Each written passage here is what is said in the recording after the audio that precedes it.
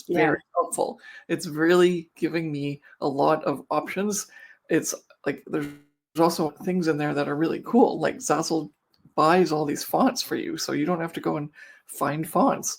It gives you the option to tile, so you don't have to know how to use Procreate to create a pattern. Yeah.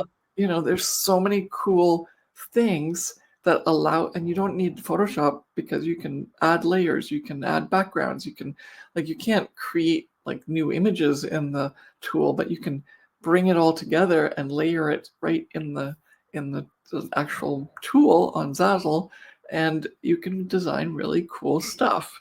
Yeah. So, and I think I wanted to just bring it back to the point that you said that if you're nervous of using the design tool because you're overwhelmed, you have to learn, but then it gives you all these amazing opportunities, because if you were to shy away from creating things that are customizable, then it actually limits the potential of how much you could sell on the Zazzle platform, because that is the whole concept of Zazzle, is that it's a platform where people can come on and customize this individual product and make it unique to themselves by adding their own photo, by adding their own information, etc.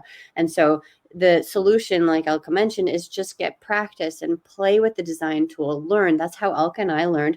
We didn't have anybody on our, like, behind our shoulder pointing things out and saying, okay, well, this thing here does this and this does this.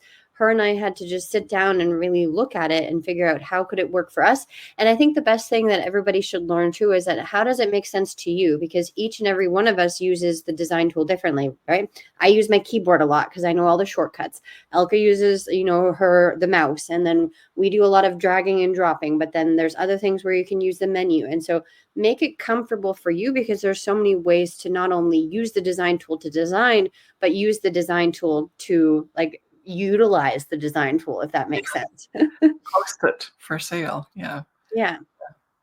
And what else was part of this? Yeah, it's just one of these things where you realize once it's not a restriction, you start to realize it's being used as a tool that will get you things that you couldn't have made or done any other way. Not even just the posting, but we have several clients that love using the shape tool, because you can bring in lines, you can bring in squares, ovals, circles, triangles.